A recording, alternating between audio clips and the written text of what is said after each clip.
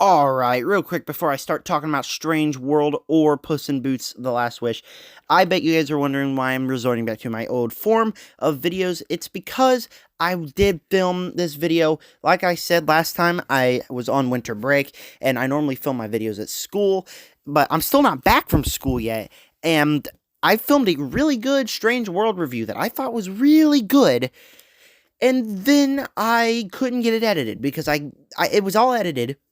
I uploaded it, and it was uploading for like 10 days. 10 days straight. And then it only got to like 10%. So I was like, screw this. I am going to just make it on my phone. Make the video on my phone. And just hope for the best. And I know I don't really like the ways I used to do it. I much rather prefer doing it now. But it is the only way we can do it. And it sucks because I had a really good Strange World review that I had made. You guys aren't ever going to get to see it, and that sucks. So I will try my best to get it here. But yes, that's right. I am talking about Strange World and Puss in Boots: The Last Wish. On Strange World, I watched it on Christmas. Puss in Boots: The Last Wish, I watched it the next day. These are two animated movies that are very different apart. Strange World isn't great, but it's fine. And Puss in Boots: The Last Wish is great. It's phenomenal. But we're going to start talking about Strange World. But before I do that, make sure to subscribe and like button, hit the bell, and comment down below what is your opinions on Strange World or Puss in Boots: The Last Wish. I want to know all that and more. With that said, let's get into talking about Strange World. And I'm just going to throw it into context here just for a minute. Let's take a look at the beginning of Disney's career as just like the whole studio as a whole. We got masterpieces like, and I'm not talking about like the big old movies or the old musicals. What I am talking about is like the movies from the 2010s. Movies like Tangled, like Big Hero 6, like what's that other one? Frozen. There was this other movie that I did use to compare it. Big Hero 6, Zootopia. There was one more movie that I used to compare it. Why can't I name it? I don't know. But they had some honest-to-goodness classics. Some of my favorite Disney and animated movies of all time. And by the way, the other movie I was thinking of was Wreck-It Ralph, an absolute classic. But some of the best animated movies were made in the 2010s. We start off 2021 with their first Disney movie, which is Raya and the Last Dragon. And I'm like, yeah, it's a good movie. It's not an absolute classic. There's definitely problems with it, but it was fun. And then we get Encanto, which clearly did not have any direction. And then we get this. And like I said, it's not great. It's decent. I still enjoyed watching it. In the end, I will give it a positive review. But compared to a lot of these other ones, Disney needs to step up their game. I mean, as much as I enjoyed watching the movie, this movie is just chock full of stupid things and just terrible writing. Because let's talk about the twist for a minute. There's a huge twist in the middle of it where we learn that they're inside of a giant turtle creature, that all these monsters are killing it, or the things that they're trying to harvest is killing it, and that's what it is. It's that big twist. But then you gotta think, nobody cares that they're living on the middle of a turtle. It's got plenty of potential for a big reveal or a sequel or something. Nobody cares that they're living on the back of a turtle. Okay, that is just the most incredibly stupid idea ever. I like the idea that they were on a turtle, but the way of exaggerating it and the way that they played it out, it makes no sense. And then, of course, we got to talk about, like, the movie sets up plenty of payoff, and the movie tries to show that the movie's got plenty of payoff, but it doesn't, because the terrible writing does not show the way that the payoff should be. Like, the main emotion of the movie is father wants son to be exactly as he is. That son wants his son to be exactly as he is. That works. But the way it's executed in the end, when you're getting to that big argument, when you're getting to that big finale, when the son just goes, okay, I'm mad at you now, and then the dad goes, okay, I'm sorry, and then they find out the twist, they just forget that, and then the dad just looks at a picture And it's like, okay, I'm going to go help my family now. Screw what I've been trying to do for 25 years. 25 years. You can't write a movie more terribly than this. And it's disappointing coming from Disney. It really feels like Disney has run out of ideas. They need to hire some new writers because you see, and you compare this to every single other animated movie franchise. DreamWorks, of course, we got the Puss in Boots movies. They're relying on their big franchises to get them through this. You got Pixar, who's even relying on their franchises. Their best movie of the year was a really good movie called Lightyear. The DreamWorks best movie of the year was a really good movie called Puss in Boots. You gotta start relying on your franchises, what people know, because your new ideas aren't working well at all. And it's just really frustrating because Disney is an awesome studio and they're just throwing out movies like this. This feels very anticlimactic. It feels like a movie that was made for Disney Plus and got shoved in theaters. No wonder it flopped because I enjoyed watching it. We'll get to the positives in a minute, though there's not that many, but it's just so confusing how Disney can just make a movie that is almost incomprehensible in a way. If I did not watch this with my brother, if I did not have that ironic enjoyment, I would just say the two big positives would be it. But that's it, because it's just terrible writing. Disney needs to find new people like right now. But we're going to talk about the positives right now, enough on the negatives, because I will give this a positive score in the end. Obviously, if your two lead voice actors are Jake Gyllenhaal and Dennis Quaid, they're going to have enough amount of chemistry. I've said it before, I'll say it again.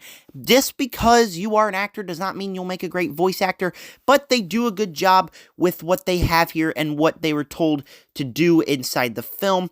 And then they had enough chemistry here, and everyone else here is alright. They just feel like this kind of mediocre family. The voice acting isn't great. Everyone's got a nice amount of chemistry. It's not some of the best voice acting I've ever heard, but like I said, it was just decent. And Jake Gyllenhaal and Dennis Quaid did all right. And then the animation style, it's pretty good. It's not Disney's best, but every time has something a little more unique. And this one did have a very, very unique animation style, except one character that looked like the villain from Raya and the Last Dragon. We don't talk about that. And like I mentioned before, there is a bunch of ironic enjoyment within this one. Just some ironic fun that I can have because it is a story about people going through a strange world into this world. If I just watch this one with my brother, I will enjoy this every time. I will never watch it again. It's just a mediocre movie. It's definitely not going to be high on my list. Disney, I really think you just need to make a banger to get your fans back because you're really starting to slack for me. Anyways, also the ending here, very anticlimactic. Like I said, it's just like they tear a hole, the world is fixed, end of the movie. Like, it still has 20 minutes to go and it's just the end. That's all it is, just like the end of payoff, and I don't really understand that idea here. But as much as the problems I have, as much as the aggravation that the problems have caused, Strange World is a mediocre movie, but it's still fun, and in the end, it's getting I think it'll be polite to go C+. And I know what you're thinking. C+ for this movie that you said you liked? Yeah, because, I mean, if I gave it anything other than that, just for this movie, just for what Disney is doing, I just couldn't live with myself for doing that. Because Disney just made such a mediocre movie that I really just felt should have been better. Disney, you need to hire new writers. You need to have a new story coming. Let's talk about Puss in Boots. And with Puss in Boots: The Last Wish, we got our latest DreamWorks movie following Puss from the Shrek franchise as he has to go save his own life by taking the last wish when he realized that death is after him. But that's not all, because a bunch of characters from the fairy tales are also after this wish. So it's basically just a big swashbuckling adventure to get this last wish so he can get his 9 lives back. And with this said, going into this one, I was just like, Puss in Boots is going to be alright. It's just going to be an alright movie. And then the reviews came out. And the reviews were overwhelmingly swelling positive. I was like, oh, wow, people actually say a new Puss in Boots movie is great. I will check it out. Because if you don't know, I'm a massive, massive Shrek franchise fan. And so going into this one, I was really anticipating just a very fun movie. I didn't really think it would be that much. Just a very fun animated movie. And when I walked out of this theater, I was like, yeah, that was really good. It was number 12 on my list. But after thinking about it, and I went to Texas for this past week, you would have known that if I was able to upload my other video, but I wasn't, so you don't know. But I did go to Texas, and so with a 10-hour road trip, I had a lot of time to think about this movie the day after, early in the morning, and I realized that Puss and Boots is just an amazing, amazing animated movie. Not only is it better than the first one, but I would say it's up there with the original Shrek as one of the best movies in this franchise. In fact, I always fight my own opinions on trying to get this one better than those, because in a way, it is way more vibrant, way more fun than any of those movies. Let's start with the positives, because there is a long list of them, and there's not a single negative in this movie, because it is just a fun animated kids movie. I just had a blast with it. But the voice acting, Antonio Banderas as Puss in Boots, absolutely hilarious. Everyone else in this is great as well. You get Florence Pugh as Goldilocks. You get everyone else in this movie, and they are all just have excellent chemistry. Like I said, it does not make you if you're an actor, it does not make you a great voice actor. This is not the case. Every single actor in this one is an excellent, excellent voice actor, because they just all have nice chemistry. It's all funny. They're all great in this movie together. And then we move on to the animation. Obviously, the animation is better than it's ever been. That's not fair, because the other movies came out in early 2000s, but it just looks vibrant. It's a lot like Into the Spider-Verse, where it just all looks absolutely stunning. It looks way better than it should. For this movie, which is a swashbuckling adventure to get the last wish, it should not look this good. It should not feel this cinematic. And I went to see 3D. I have not seen a 3D movie since, I think, The Lone Ranger. I believe that released in 2016. That was the last time I seen a 3D movie. And it just upped the experience. It was a cinematic, very fun movie, because the animation is vibrant and the voice cast, that all just blends together. Like I said, Florence Pugh was Goldilocks. She was excellent. Florence Pugh, I want to see her in everything now. As Goldilocks, nobody told me she was in this movie, okay? So when Goldilocks appeared on screen and I heard that voice, I sat there for a minute. I was like, who is that? Oh crap, that is Florence Pugh. And she was phenomenal. And combined with her animation, this whole film's animation was stunning, and voice acting was stunning. The story here, very fun. Everyone's got their own agenda here. Again, we got to talk about the characters, though, because we got all these characters, all these lively characters from fairy tales. We, of course, got Puss in Boots. Then we got Kitty Softpaws and their friend dog. I can't remember what his name was. Some Spanish name. But anyways, you got all these characters. But then you also got Goldilocks and the Three Bears. And you would just expect them to be normal villains. No. They make these villains emotional. They had very emotional moments within this one, especially with Goldilocks and the way her story is handled. It is handled very well, especially because Florence Pugh voiced her, especially because it was just an absolutely emotional time for them. Then you got Jack Horner, who just doesn't have a motivation, but his voice acting is hilarious. Just everyone's got their own motivation, and for the characters to be that great, it also really ups the story, makes the story way more interesting than it even should be, just because of the way the characters are and the way the writing is. With Strange World, we are bashing the writing. With Puss in Boots, we shouldn't be allowed to bash the writing, because the writing is absolutely excellent. Like I said, every character has their own agenda here. The story, absolutely fun. It's just absolutely perfect in that aspect. The comedy, I never expected this to be this hilarious. Shrek franchise always was hilarious. But the first Puss in Boots was just a forgettable action adventure movie. I don't remember anything about that movie, to be honest. I don't remember if it was funny, if it wasn't funny.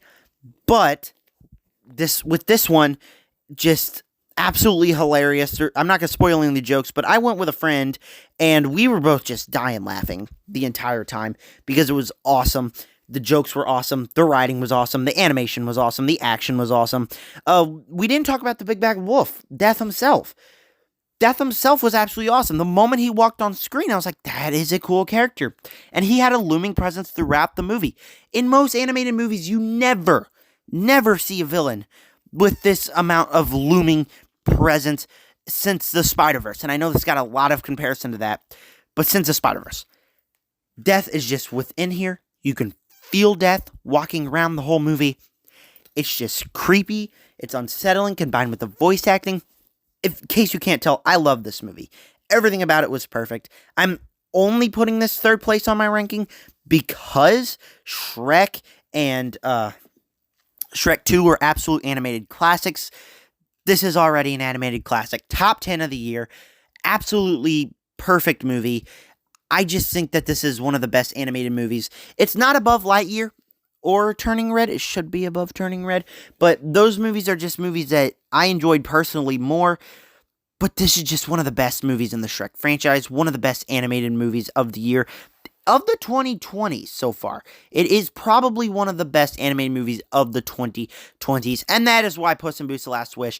And I know I shouldn't give it that, but I really think that this is a flawless movie, that really fun. Just, if you're not a critic like me, go in and have fun with it. If you are a critic like me, you are going to get a lot out of it because of the emotions and the perfect writing. It's been a while since I've said a movie had perfect writing. This one does. And so an A+, 100% for me. So I'm going to go watch Glass Onion. Now, there's not going to be a review before my big ranking because I still got to review Wednesday.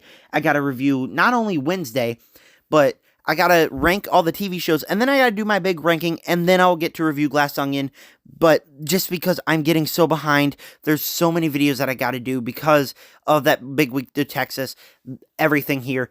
But you will get like 2 more videos in this kind of format. I'm sorry, but that's the way it has to be. But just a mediocre animated movie, a perfect animated movie. They can't compare and contrast. Puss in Boots: The Last Wish, absolutely fun. One of the most perfect movies. Comment down below, what was your opinion on each of these movies? While you're down there, go ahead and give me a subscribe, a like button. Of course, I really do want to know your opinions on these movies, because both of these, well, especially Strange World, can be very controversial. And with that said, subscribe, join the Nerd Army. Peace out.